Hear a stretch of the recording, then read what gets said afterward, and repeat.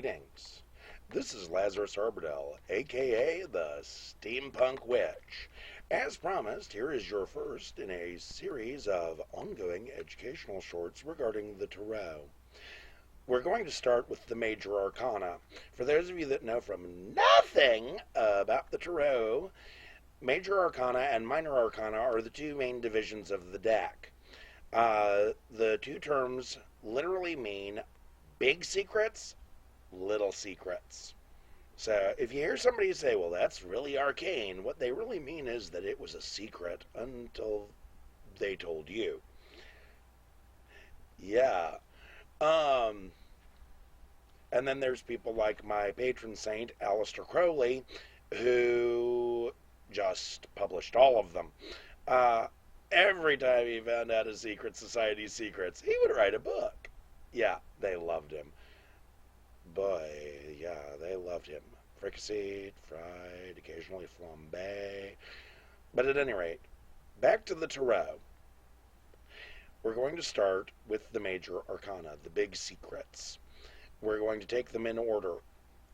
So, we start in the middle. In the middle? Yes. Because the Major Arcana are a loop. They go round and round and round like a big circle with no end and no true beginning. But what's generally considered both the beginning and the end is this card. The Fool. Now, I'm going to show you something. Most people think that that little number at the top on this card is a 0. It is not. Look again. Look closely. And you will notice that it is in fact a small circle, symbolizing the nature not only of the Major Arcana, but of this card right here as being the beginning and the ending of that loop. It's the place where you wander in. And as you'll notice, the Fool is a wanderer. He's regarded as the Fool because at this stage in the life, he knows nothing. He doesn't even know where he's going.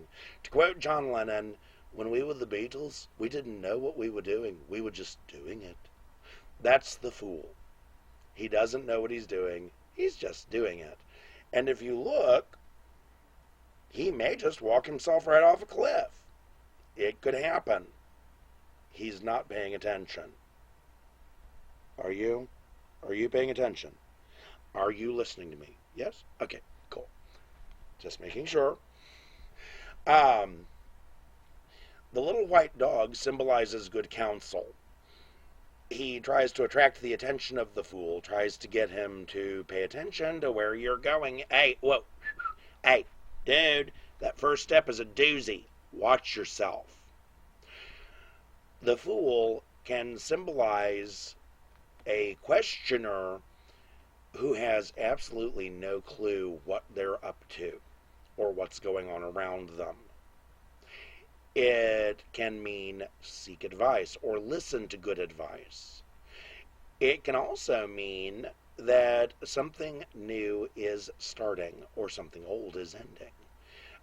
There's an old Semisonic song, Closing Time, that has a beautiful, perfect line in it.